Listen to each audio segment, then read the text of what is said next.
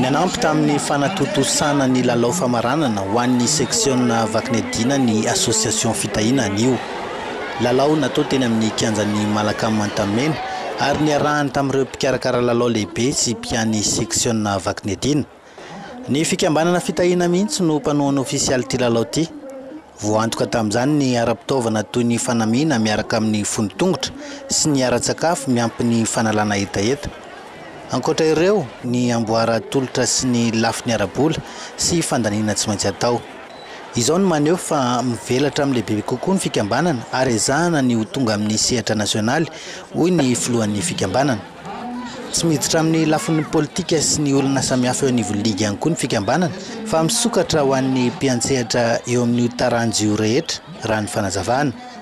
Tsy miova ny tanjona dia ny fampisondrotana amin'ny avy ireo mpilalao lavalava.